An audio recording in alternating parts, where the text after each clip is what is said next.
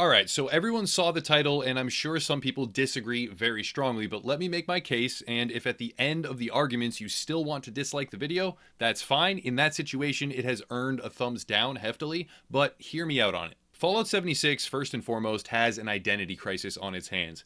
It's terrible, not for one reason, or for two, or for three, but for dozens. And though I must recognize that it's an ambitious risk taken by Bethesda, that risk isn't paying off at all. There are many problems beyond what I am about to talk about, but I'll try to narrow it down to the biggest and most meaningful ones in order to make my case. The first problem is the engine and the graphics. Graphics alone do not constitute a success or failure in any given game, but they are a big factor. In the modern gaming age, when engines are being developed more and more to show increased detail, better texture, rendering, and just overall amp up the visual fidelity of the world, Fallout 76 stands out like a sore thumb. The game looks like it's many, many years old. It's identical to what we have seen from Bethesda in the past with Fallout 4, 3 years ago, and it's hardly even better than what was displayed in Fallout 3, which is now a decade old. The game is not in direct competition with other current releases like Red Dead Redemption 2 or the upcoming Division 2, but comparing those games, graphically speaking, and keeping in mind overall attention to detail and atmosphere,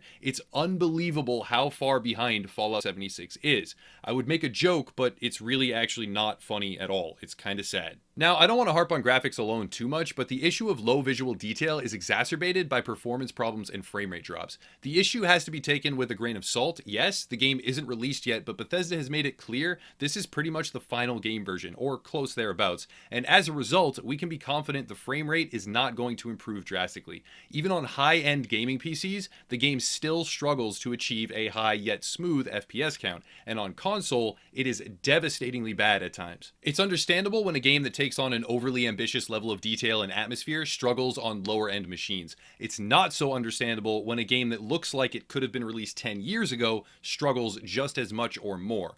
Over time, with optimization, this issue may be cleaned up and mitigated, but to many gamers, that's really not good enough.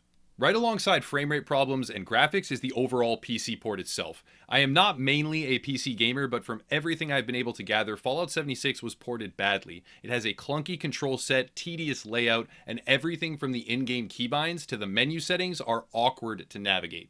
If you're aiming to play the game on PC and you're willing to forgive the clunky layout issues and the lack of graphical fidelity, there is a way to overcome the frame rate problems, at least partially. Shadow is a service that is partnered with this channel and offers a remote gaming service where players rent for a monthly charge a high-powered gaming machine and play through a remote data center. They have been kind enough to offer a huge discount to our community if you use code UEG at checkout, and the power behind their machines is very high, especially when compared to any console or most other gaming rigs out there that the average player has. It lets you play any game at all, like Fallout 76 even, on any settings from pretty much any device without any issues. If you're interested, it's linked down below. Again, code UEG will give a hefty discount. So if you want to try out PC gaming or run, like, let's say Fallout 76 better, you can give it a look. That's enough advertising, I get it. Hopefully it was helpful to some people though. The next thing we can rip into Fallout 76 over is the emptiness. In theory, having players comprise the majority of all interactions in a wasteland world, void of NPCs, is ambitious and potentially interesting. In reality, it works terribly. At first, I was not against the system. When a world is fully populated with other players, and those players are all open to the social aspect of the game, it can work quite well. But after the first couple of sessions of the beta, I never once, not one single time, found myself in a world instance that was even close to fully populated, and once in a blue moon, when I did find a player, they would decline trades, decline invites, and they would play the game akin to a solo adventure. Now that's totally fine, don't get me wrong, but when so much of the game is predicated on less NPC interaction and more player interaction, it is problematic when the servers live up to their name and are essentially a wasteland with no one there. On the same topic, there are a lot of times where it tries to trick you into thinking NPCs exist, but it's always holotapes. Here and there, a robot or a super mutant, sure, but with such predictability in almost every single side quest chain, it makes the game feel even more empty, as if that was even possible to do.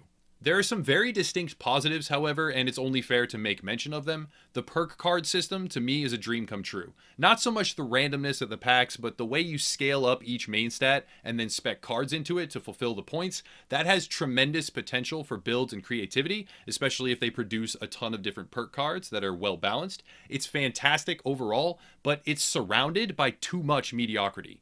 Now we come to the crux of the issue, and that is the player base. I'm not saying that the player base itself is the problem, but playstyle conflict certainly is. The game offers a horrible open world PvP system that can't establish an identity. When two players wish to duel, that's great. In that one very specific instance, it works well, but the PvP is not confined to that. Spawning directly next to where you died, with another player still flagged as hostile and open for PvP, can create a nearly infinite loop of meaningless, resource-draining fighting. There is a radio station for more dedicated PvP fans, which has kind of a cat and mouse style feeling to it. That system can indeed create fun encounters, and if that's all there was, it would be a different situation.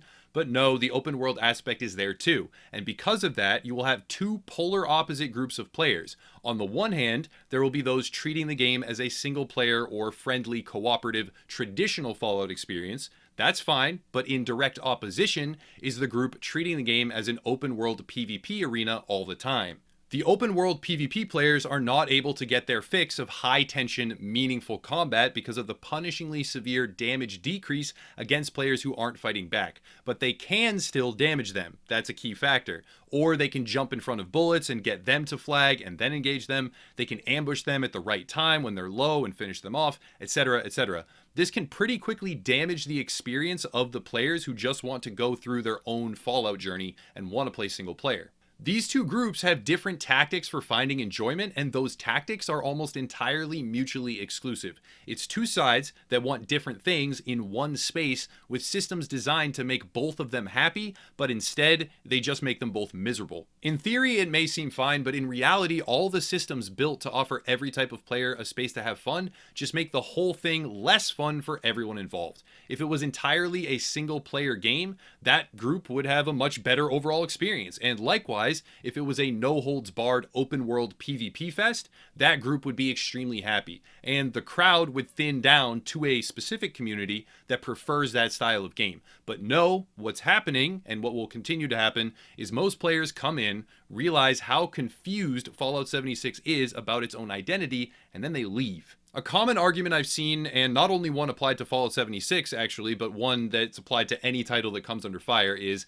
it's not out yet, you need to calm down. But what a lot of players are missing is that a lot of the complaints about Fallout 76 can't be fixed.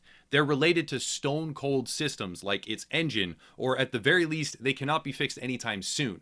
The game is here. Anyone who tries to say that the concerns the community are voicing will be addressed soon is wrong. Changes even a fraction of the size needed to dig Fallout 76 out of its current hole take many months or even years. So the argument that because it is a beta or soon a fresh release, that all criticisms of the game are irrelevant because of that, is itself an irrelevant argument. When it comes down to glitches and bugs, it's true to assume that many will be fixed sort of soon at least, or continually over time, but there are a ton of them in Fallout 76. Mostly the bugs I have found have to do with AI tactics and mostly terrain, but there are so many more it's impossible to document. If this was 6 months out before release, I wouldn't pay it as much attention, but it's not. We are so close now to the game's actual launch, this stuff is not going to get fixed, or at least most of it isn't. But don't worry, because the Atomic Shop is open, and it's functional. You can use their fully finished microtransaction shop already,